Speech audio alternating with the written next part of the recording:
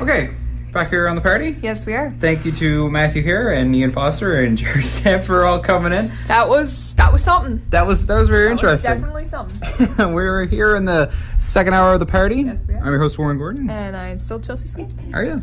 Yep. Okay. I didn't change. You didn't change? Nope. Okay. Although Jerry kind of tried to pretend to be me, but didn't work out too well. It was too much beard. Too much beard. Yeah, I got a little bit of scruff. I haven't shaved in a couple days, but it's not like his. I quit. Done.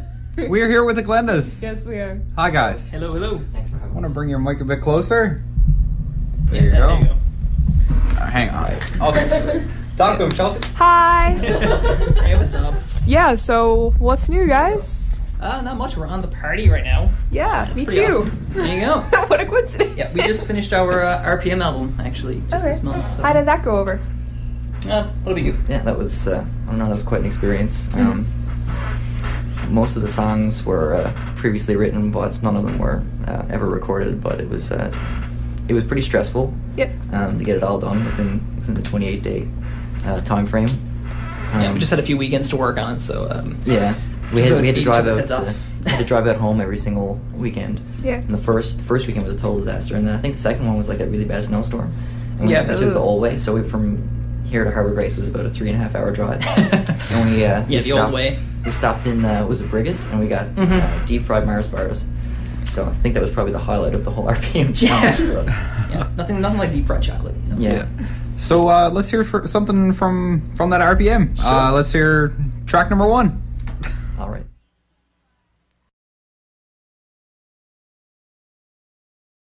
And we're back here on the party Yeah. on chmr-fm 10 after 8. 93.5. Back here with the Glendas. We just heard opinions off their RPM. Yeah. Yep. The old RPM. Tell us about opinions. You want to take this one? Yeah, well, Opinions actually is a riff that... I play drums. I'm the drummer. Jeremy, Okay. hello. I actually play around with the guitar every now and again, and I managed to write the riff just one night. I don't know. I was just playing around with it. It's kind of stuck in my head for a little bit, that little do part. So I took that and actually just played it off on Ed and seen what he thought about it. It literally came together. It never took too long. It was pretty easy. Probably about half hour or less. Yeah, we pretty much just threw it right together. Just some scrap lyrics that I had, and then eventually It used to be a whole lot faster too. Remember when we used to?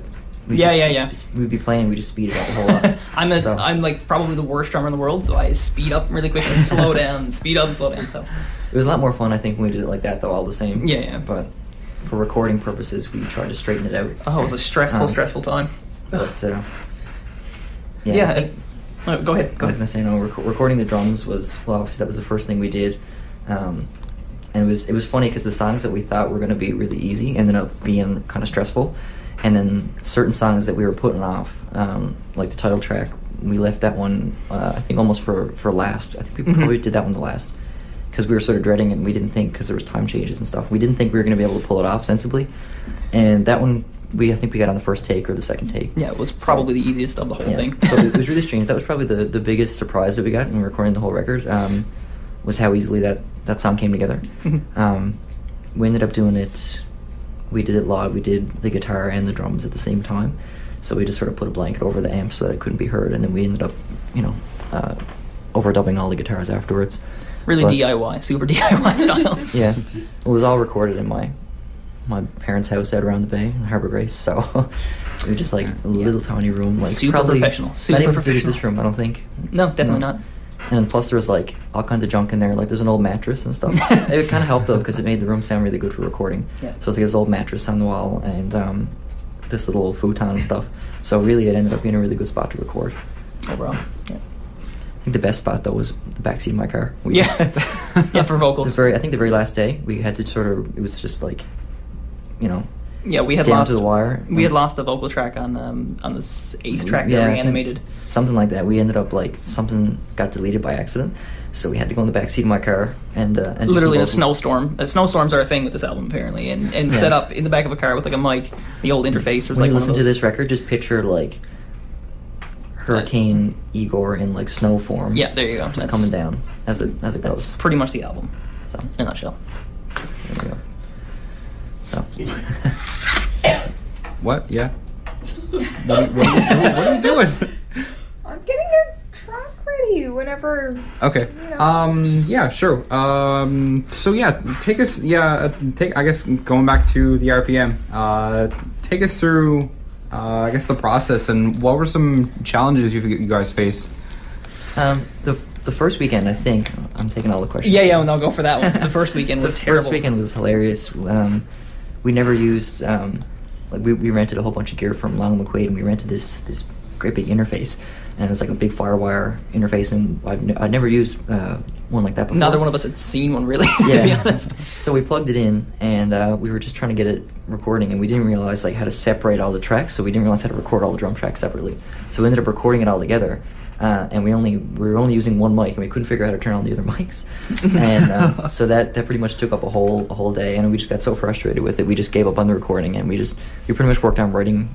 Yeah, just writing some of the tunes. Writing some of the songs, and then the next weekend, like the rest of the week, then we just spent like YouTube tutorials. Yeah, is what we did. That's what saved us right there, I think. Yeah, and it's the only reason we got it done. Talking was to friends, like I messaged Peter, and he told me about like how to separate them and stuff too, and like pretty much confirm what we were found doing on wrong. YouTube. Yeah, which was well, that was good. That was probably the biggest challenge. Once we got over that, because we were like, that and just the RPM is absolutely crazy with time crunch. I mean, between school and Ed is working all the time, so it was a hectic time trying to, like I said, we had to travel on a good day. It was an hour out to Harbour Grace from here, and in the snowstorm 3.5 hours going the old around the Bay way. Yeah. So that was pretty much your biggest, all the money we spent on gas. That was big too. That was probably the worst of it. But so, that's the RPM in a nutshell, I guess. Yeah.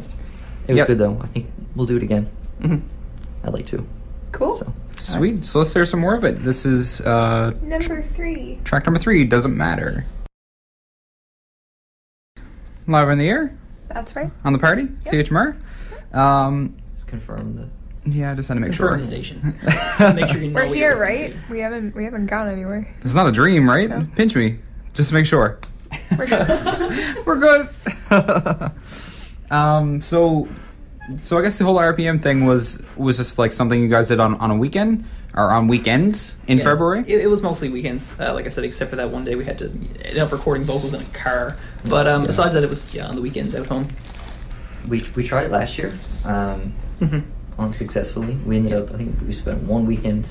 Yeah, just one weekend. But we managed to get, I think, 4 songs done last 4 of year. them. And that was it, though. So it was a productive weekend. But after that, last year's RPM didn't really turn out. But we're really excited that we got it done this year, because like going to like the QE2 and stuff and seeing all the RPMs from the past few years. Yeah, there's a really cool display over there too if anybody's on campus and wants to check that out. Yeah. All the RPM albums are over there from, I think, back from 2008 right up till 2012. I believe it was 2008, if not 2009. But like I said, there's 3 or 4 years over there for sure. All the albums are in a big case, so it's really cool to go over and scope them out. Yeah. Take a look. I've been listening to a lot of the RPMs that like the new ones too that they've been posting on the scope. A lot of them are really good too. So it's definitely a thing worth checking out and like getting into. I think. It sort of forces cool how huge it is in St. John's too. Like it forces you to get creative and to really like dig the bottom of the barrel to try to figure out how you're going to get this thing done, what you're going to actually write, and what songs are going to come out of it. So it's a real fun thing to do, for sure. Yeah, how many do you think we had going in to the RPM? Probably songs, 4 or 5, and then we had to write about 5 or 6 the other 5 to scratch. 6. Right. So that was. I'm kind of. Yeah, you ramble. It's I'm okay. Pleased about that we managed to get that much done. Yeah. So. It was definitely a fun experience. So what have you learned from it? That time is everything in regards to recording. You don't realize how long something takes until you get halfway through a song, screw up, and then you had to start over again, and then you mess up again, and then you had to start over again. That goes on about probably 10 times or so. Oh, it's the worst. So like I said, you get maybe 2 to 3 minutes in, and all of a sudden if you mess up 10 times, that's 30 minutes gone, and then you're changing cables, moving around mics, and doing everything. It's just a crazy experience overall. Also learning the whole, because everything was just done from 2 of us, so we recorded all of it and did all the mixing, mastering stuff. So all the technical side was like, Yeah, that's absolutely Ed. He's the one writing, on writing all the songs was one thing, and then getting them to sound like an actual album. Yeah, I guess something that can something that's listenable, Yeah. was It's a probably definite learning experience. That was even harder, I think, for me personally. I don't know. Yeah, like I said, I had a bit of trouble trying to actually. Like I said, I'm not the most perfect drummer in the world by any means, but I had a lot of trouble just really trying to keep the timing perfectly right. And Ed's a stickler for timing, so anytime I'd mess up, he'd be like, start over again or something like that. Crap, here we go.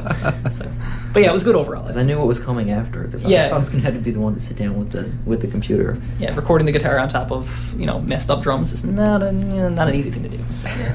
So do you guys plan to distribute physical copies at all, or are you just guys going fully digital, or what's going on there? Well, it's already available digitally on Bandcamp. Yeah, right now. So the address is the glendasnl.bandcamp.com. Is that what it is? Okay. Yep, you get the album on there. So you can download it there, and we sort of started making physical copies tonight, I think. So right now we have three, literally, and you have like two of them. We have two of the three. Yeah. Well, yeah. Hopefully, no one has broken into my car yet. Yeah, stolen the third one. Stolen the third one. So that'll be. But yeah, physical copies are coming soon enough.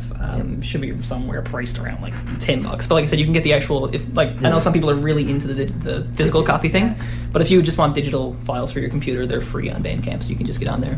If you'd like to, you can pay what you want, but it's absolutely free. Yeah, it's pay what you want to. So Cool. it's cool. So let's hear another track off the RPM. This is Mock.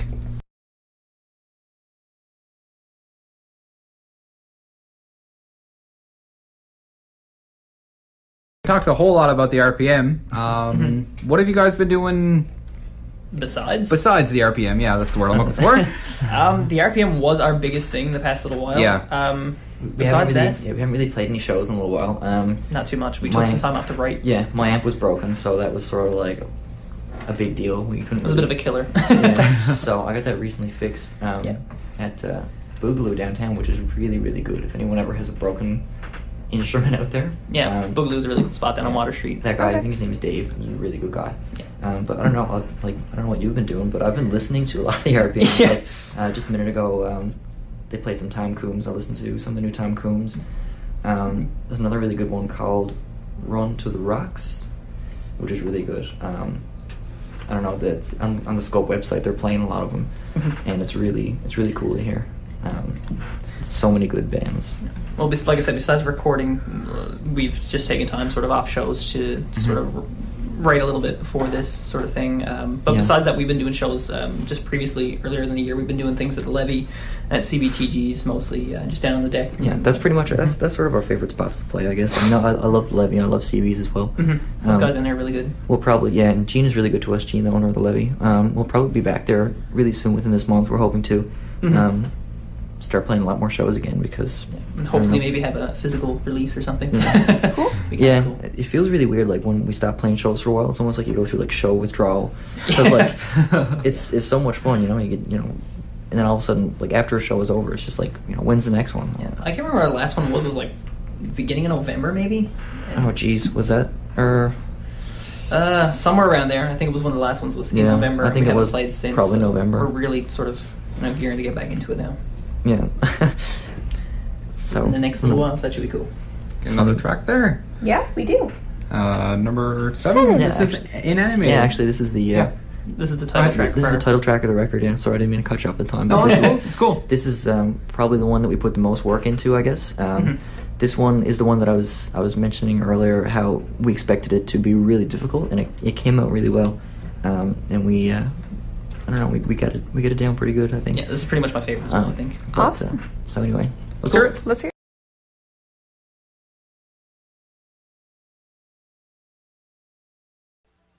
All right, we are back here with the Glendas. We had one more question for you guys before we bounce, or you guys. Before we bounce. There you go. It came out. Jet, Take off. Take off. You did it. Anyway, we were going to ask this at the beginning, but now we're at the end. So, the Glendas. What is a Glenda? What is a Glenda? Who is Glenda? That's a pretty good question. Actually, That's who a great is question. Glenda is better. The name actually was made by our previous guitarist, which is in the band. His name is Brandon Piercy, a really good friend of ours, and he actually started the band with me first. It was just the two of us as a two-piece. And we were out home in his hometown of Hearts Content, and we actually named it after this awesome lady who works at the gas station out there named Glenda, who has like the most crazy personality ever. She's awesome. And he decided one day after visiting the gas station, he's like, I know what we're going to call the band. And I said, what are you talking about? And he's like, I got this, don't worry, we're going to call ourselves the Glendas. And I just pretty much looked at him and was like, no, we're not. It's like, no, we're not doing that. And he was like, no, we will, this will work, don't worry about it. And eventually I just kept, rolling over my head, and I was like, you know what, it kind of actually sounds like it could be a sensible band name. So we went with it. That's how the Glendas sort of were born in that way. So does the original Glenda know? Oh, she knows. She loves it. She's right, she's like, every now and then she comments on our Facebook stuff or likes our Facebook posts. Yeah, I think great. the first we really laughed a lot at that. I think if you ever is this your this is your first release? Yeah. This is our first. For your actual if you release an actual album, your cover should just be a picture just of her. Just be a picture of Glenda. Her and you guys. Sort of like that the Weezer record. They Picture of her. Yeah, just called it Glenda. Just Glenda. Yeah. So from there we picked up Ed actually. I believe we started in August. Our first show was like a backyard birthday or something. It was a birthday for which actually his other band played at, funny enough. And like I said, I'd known Ed for a little while, and I think it was so that was in August, and then October of that same year, I decided, I was just speaking to Brandon, I was like, you know what, we should probably just, instead of grabbing another bassist, just grab another guitarist, and we'll sort of do a double guitar thickness sound rather than a guitar bass drum sort of thing. So we got some really, Ed is an absolutely excellent guitarist, and I'm not just saying that because he's in the room, but he is. And so we decided to do this sort of, he was with the leads, Brandon was with the rhythm sort of thing, and that went really, really well for a while. And just since then, we're back to a two-piece. Brandon just decided he was going to go out and do different things, which is great. I mean, it's going to turn out awesome. He's with a bunch of other friends that he's doing some other recording with. So yeah, I think Brandon was doing RPM. I'm not sure if he had it finished, but no, he was doing that with our other buddy Ryan Pretty, and I believe Dave Chalk as well. Yeah, I think he's trying to get another band on the go. So whatever he does, I'm excited to hear it. Whatever he comes they're with. Absolutely a bunch of talented guys. So it's going to be really good. We grew up with a lot of really talented people around the Bay. There's there's a lot of good music out there. Honestly, I think the best place since coming to town, it's actually been kind of different. Out around Trinity Bay, with the Greens Harbor sort of. White Way, Dildo area, that whole section. The people out there are really, really into the shows. We put off a couple of shows out there in I think Greens Harbor and White Way and Whitburn, and the turnout was immense. It was you get somewhere you'd rent the local rec center or whatever. You get somewhere 110, 120 people show up. Sometimes it's absolutely crazy. Sometimes almost 200 people. The people who are so dedicated to the shows out there. And it's so different from the other side of the Bay. Over in Carbonear, if you put a show together, good luck. It wasn't as popular. So I think the Bay thing, in regards to Greens Harbor and that area, really sort of started with bands like Backseat Driver back in the day. Which the guys now are in Bridges and Dodge Band, different things like that. Yeah, those guys are really the original. Friends, yeah. Those guys are all the original sort of Bay guys, and they're why the shows are so popular over around Greens Harbor in that area, because that's where they come from. So they had a huge following in their high schools and stuff. So we owe it to them. Yeah, we're really close with those guys too. And we play a lot of shows with Bridges, and they've helped us a lot. So Dodge shout Band. out to Bridges. Yeah, Dodge Band. They helped us sort of get on our feet in town, at least I think. So we definitely owe a lot of credit to them, I suppose. Yeah, for sure. For at least getting us started. Yeah. Nothing else in St. John's. So. Cool. So shall we play the... We should, we should play the last track here. Actually, before we go to the track, I should ask you guys how fans listening can contact us. Yeah, get in touch. there you go. I'll finish your sentence before you don't worry. Go about for it. Facebook, Twitter. Yeah, Facebook and Twitter. They can search us on Facebook. It's just facebook.com/theglendas, just all one word. And I believe the Twitter is also the same. See, I don't even know the answer. Like I said, I know you can at least search the Glendas on Twitter. I'm not sure. I think it might be just at the Glendas. Oh, I know what I was going to say earlier. If you search the Glendas, you'll probably find two bands, because there's another band in New Brunswick, I think, called the Glendas. And funny enough, I think they're also a two-piece. Yeah, they started off as a two-piece. Me and Brandon found that out very early in the game. Yeah, there's really another funny band called the Glendas. We were in contact with them. They're okay with us. Yeah. So we worked it out. We were like, okay. Yeah, we were civil about it. So like I said, you might find the other Glendas, but we're the Newfoundland Glendas. Newfoundland Glendas. We're the Newfoundland Glendas. Yeah, so. All right, so let's hear the last track, Vacation. Do you guys have anything to say about that last track? That last track is actually kind of different for us again. Yeah, I mean it's interesting. It's just straightforward. It's really basic. It's really, really basic. Yeah, it's just a big build. I decided to try out bass on this track as well. So yeah, I picked actually, up. worth noting is that when we play this song live, Harnum actually plays drums and bass at the same time. For the record, we recorded it all separately. Yeah, of we course, spliced them up. but Because that's just a little bit too yeah, crazy. although to be, like, it would have been really funny if we tried it at the same time. I think Probably just would have turned out But crazy. if you come to see us live, which hopefully will be soon Will be again. soon. Yeah. We whenever we play it, Harnum plays drums and bass. So if nothing else, come out for that song. Okay. Thanks, guys, for coming in. Thank you guys very much for having us. us.